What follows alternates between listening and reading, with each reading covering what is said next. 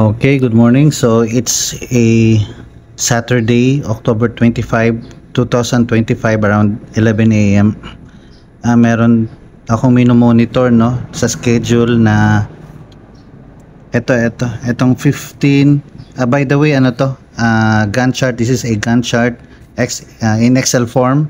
So hindi to siya Primavera. Ito yung ginagamit ko dito.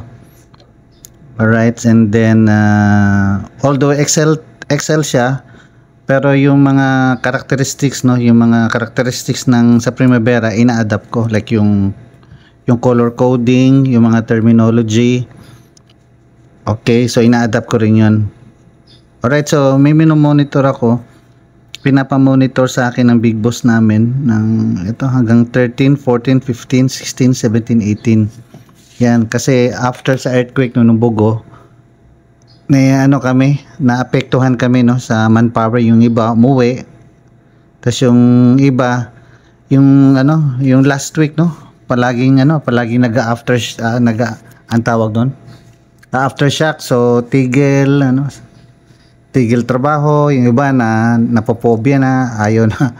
Yung iba ayaw na magtrabaho, so nag-slow talaga kami noon. Tapos may mga repair pa sa mga cracks, sa mga minor cracks. So pinapa-inventaryo ulit no. So i-walk through ko muna kayo dito no sa sa schedule. Ito 'yon.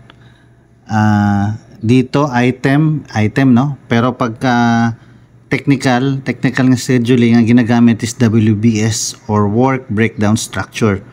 Alright, work breakdown structure. Pero kung gusto mong item number, okay lang. By the way, yun ang beauty, no? That is the beauty. So after college, after ng graduation, hindi na pang board exam, no? Pag nasa trabaho ka na, wala nang rules. Yun lang, kailangan lang na i-well-defined kung ano gagamitin nyo.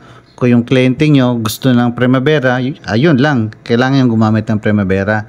Pero the rest of that, ikaw na mag-discarte. Like sa ganito, kino-combine ko na yung mga symbols, no?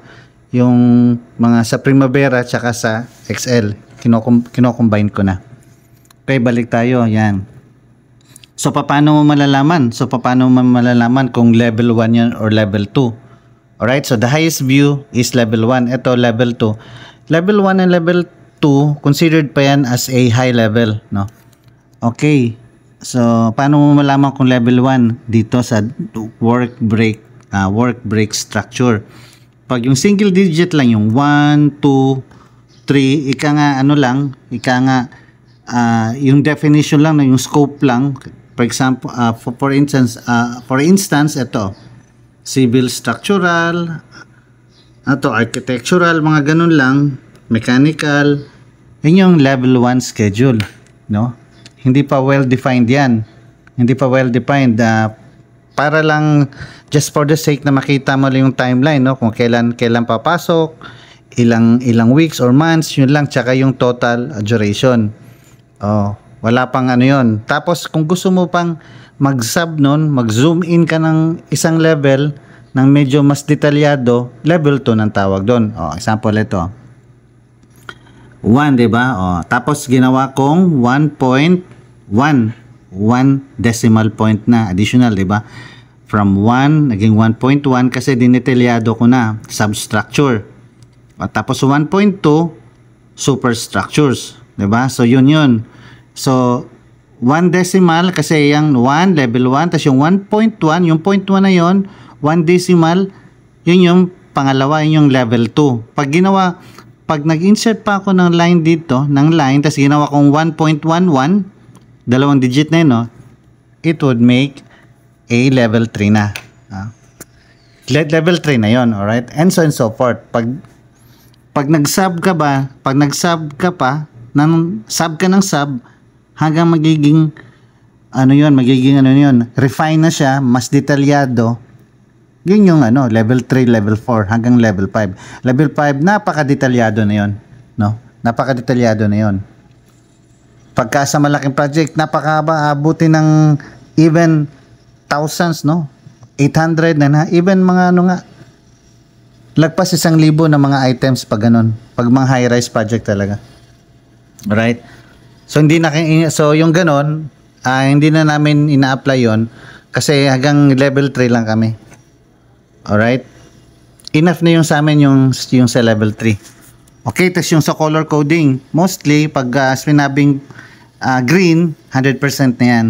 Alright, yung red, critical, yung purple o violet, baseline, tas yung blue, normal schedule, tapos yung triangle, that is a symbol for progress, yung mga progress. Tapos yung diamond ito, teka lang i-view ko, asan na ba? Yun, ayan o. Yan, milestone, di ba? Teka lang. Yan.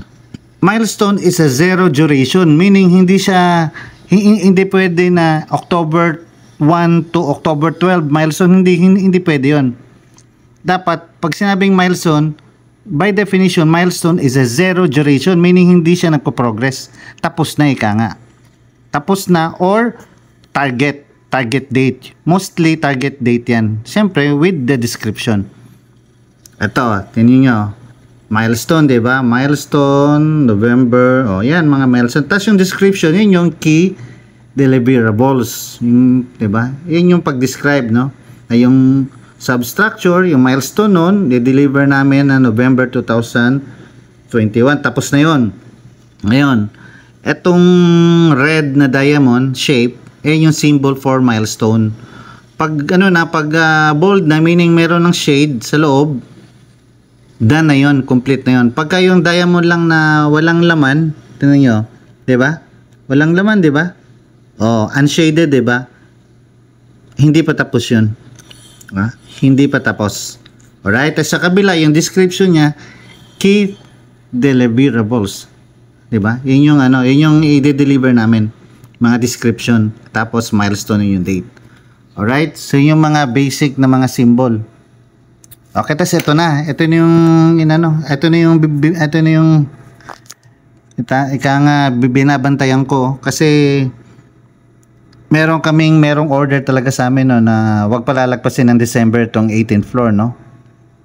So para tayong nagpo-forecast kami. So yan, ito yung sightline, tawag dito sightline. Ginawa kong blue, meaning solid blue. Ika nga yung pinaka actual, no. Actual yan.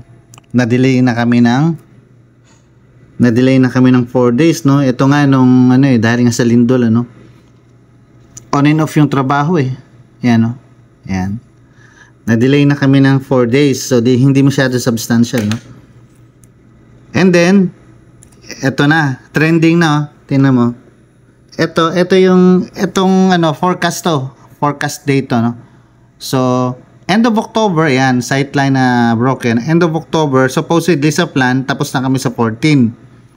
Pero sa trending,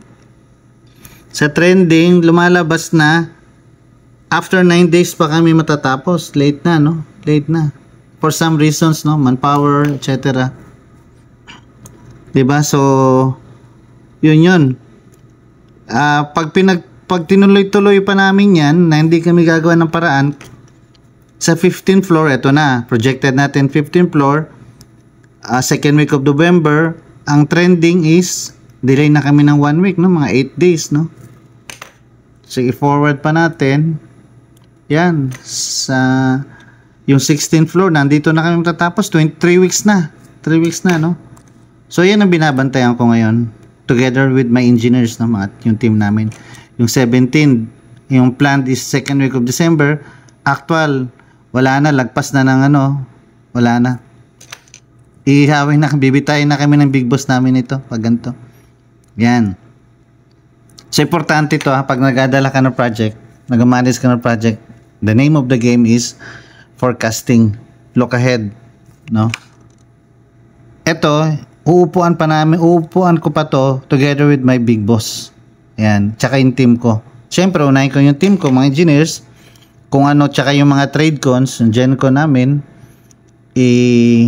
mag-brainstorm kami kung anong paraan na itong 18, kasi yan ang challenge pagka sa mga condominiums kasi meron mga unit owners. Number 1 nagpe-pressure sa amin is yung sales and marketing. Siyempre, pag sinabi ng sales and marketing sa kliyente na mga unit owners na mag-moving in, tawag doon lilipat bahay is moving in. O mag-move in na sila sa 16th floor by November, tapos sa actual is delay ng 21 days, wala na. Patay kang bata ka. So yan, upuan namin yan, dadagdagan ng mga power, etc. Commitment din ng mga trade cons namin.